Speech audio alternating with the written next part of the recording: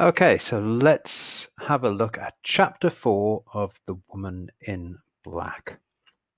The funeral of Mrs. Drablow. So this is one of those chapters which is named in a very, very straightforward way. However, it covers quite a lot more than just a funeral. In fact, actually, very little of the chapter takes place at the funeral, although there is a significant amount of material given over to the funeral and a lot of things happen. So this is the chapter where Arthur arrives at Crith and Gifford. He has his first encounter with the Woman in Black, although he does not know that yet. And he meets the locals and gets to know the area. It begins actually with him kind of leaving the train station with Mr. Daly. Mr. Daly insists on giving him a lift in his car. And just before he drops off, there's a fantastic section again. It's worth annotating this really quite heavily in detail with your own copies. There's a section where Mr. Daly literally refuses to leave until Arthur has pocketed his card. Mr. Daly leaves with the line, "In case you should have need of anything, hint, hint, hint, hint, you'll need my help," which, spoiler alert, Arthur ultimately does. And we start with this, but Arthur makes nothing of it. He moves on, and he arrives actually at the Gifford Arms, and you have a kind of variation of the pathetic fallacy where not a natural environment, but the physical human environment changes the mood. Arthur is in a place that is warm, that is inviting. He talks about the food that he's given in quite considerable detail, and that's something I would certainly point you towards. It's a technique that Hill uses. It's not one I've gone into masses of depth in this section of the guide, but it does manipulate or reflect Arthur's feelings. When he's feeling good, there's usually good food. He's had a decent rest. Talk about that a little bit more in a few moments. But here he goes into the Gifford Arms. He finds it warm and inviting. Actually remarks almost as this feels like almost as if like he's on holiday. However, what we do see is that the landlord just shuts him down once he finds out why Arthur's really there, and we begin to see the introduction to the conspiracy of silence. It's been hinted at by Samuel Daly, although you discover later on that Samuel Daly is far more apt to talk to Arthur than maybe the rest of Crith and Gifford is.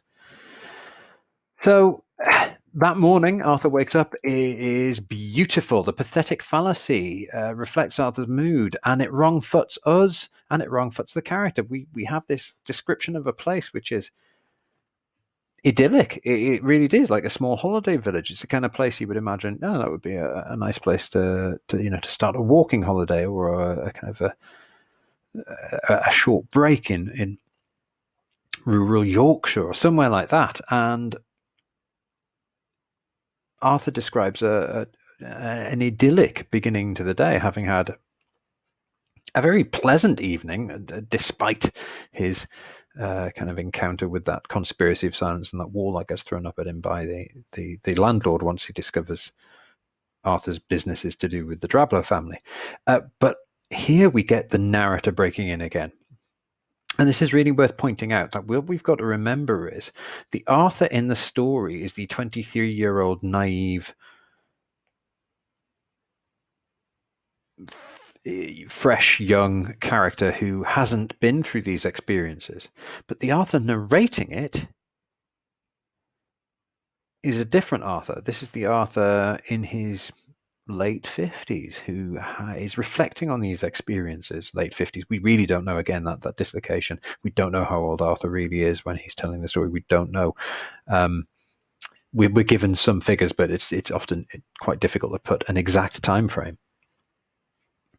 And so what happens here is the Arthur from the beginning of the book, the older Arthur's voice breaks in at this stage. He talks about saying, if I'd known this was just the last night of truly undisturbed sleep I would have for many years. In fact, he even then goes on to say, even here, now I'm here at Monk's Peace. So we get this break in the narrative, this brief moment where we are flashed back to the idea that Arthur is reflecting on these events from a time many years distant. And Arthur says, from here on in, I was never ever going to sleep again properly for many years to come. So there's a buried this buried hint that the events are going to be so disturbing and so profound that they will affect him, not just in the days and weeks and months, but for years to come. And Hill just drops this throwaway comment in by the narrator and then moves on. And then this is how she buries so much information. If you sift back through the novel, the picture is clear. In fact, it's one of the things that means that we're often looking at Arthur's narration and then looking at Arthur's character and thinking to ourselves, why in the world, given the context that you're in, did you not just turn around and go home? But we've got to remember that Arthur is looking at this in hindsight, and he's able to probably perceive things after the fact that the character, the Arthur who's 23 in the book, wouldn't have noticed at the time. He only sees it in retrospect. And here's an example of him reflecting on this. Had I known then what I know now, I wouldn't have jumped out of bed so quickly. I'd have enjoyed that very last moment of peace. It delivers this incredibly significant line: innocence once lost is lost forever. Arthur becomes aware of another world, a different layer of reality. And he reflects on this and he goes back to this, and it's this is key, because this is one of the things that really does unsettle Arthur's view of the world, and it's that unseating of his view of the world which is really responsible for the nervous illnesses, the breakdown that he suffers. But the main thrust of this chapter is to get us to the funeral of Mrs. Drablow, and the significance of this is that we have the woman in black appear, and we see Mr. Jerome's response to this, and this gives us a very clear indication of the trouble that's going to come. And it's only one of 4 points in the novel where the woman in black physically appears. She's seen here. She's seen, well, in the next chapter as well, briefly. She's seen briefly, again, very briefly, in chapter 10. And she's seen one other time. You should be able to work out which chapter that is. Yes, it's chapter 12, The Woman in Black. So we see her only physically appear 4 times. And this is probably, I think this is probably the longest amount of screen time that she has. If you were to kind of run this like a film, this is the time where that figure is visible and clear for the kind of longest period of time, and Arthur regards her for the longest period of time. Again, throughout this chapter, one of the things we do see is the signs of the disturbance to normality that this ghost leaves in her wake, but Arthur just doesn't notice it, and he carries on regardless, plows on, ignoring all the signs that we as readers of ghost stories recognize. But Arthur, of course, is, remember, the rational protagonist. He is logical. The ghosts don't exist as far as he's concerned, so how could he possibly be afraid of one? So when he sees a figure at a funeral, as far as he's concerned, it's a person, the woman with the wasted face, as he refers to her. So some techniques and things to note throughout this chapter. Now, this is a slightly lengthy guide because this is an incredibly important chapter. I mean, they're all pretty important from here on in, and the ones before that were important, but this one it's packed with stuff. So the main technique that Hill is really employing is that foreshadowing and the prefiguring of the existence and influence of the woman in black. That's laced throughout this chapter. The conspiracy of silence reflects this. The landlord, as I mentioned before, his unwillingness to discuss this. Mr. Jerome, despite looking like he was about to have a heart attack, refuses to engage on the subject. Won't explain why he's feeling what he's feeling, just is desperate to get away. There's the weird moment that Arthur points out all the children lined up at the bars of the churchyard, tiny, silent, staring figures, and yet again you get a description of an event in a novel which, if you filmed it, would be screamingly melodramatic, but in literature it really works, and we flick past it and only afterwards think to ourselves, oh, that was really weird. The pathetic fallacy is used to wrong for us in the same way that it is used to wrong for Arthur, or it's used to reflect his mood. Again, you see Susan Hill employing the pathetic fallacy in kind of both directions. She uses it to manipulate Arthur's mood, but it also in part reflects how he's feeling as well. So when Arthur wakes up, it's a beautiful morning. It's described in really very positive terms. And the pathetic fallacy manipulates Arthur in other chapters as well. And of course, that morning is significant because we are told and we are addressed directly by the Arthur who's narrating the story rather than the character in the story, telling us that this is, from here on in, we now know it's going to be terrible. It's going to be dreadful. It's here we see Hill using description, detailed description, listing, and that really focused physical description of character, which is a trait that you see in Dickens as well. And that Hill uses this incredibly focused description in the church where Arthur spots the character we know as the woman in black. He doesn't know this at all. But we get this incredibly detailed description. But it's not a traditional misty ghost that you can kind of see through. She's a very physical presence. In fact, to the point where he describes her as the woman with the wasted face. She's very, very solid.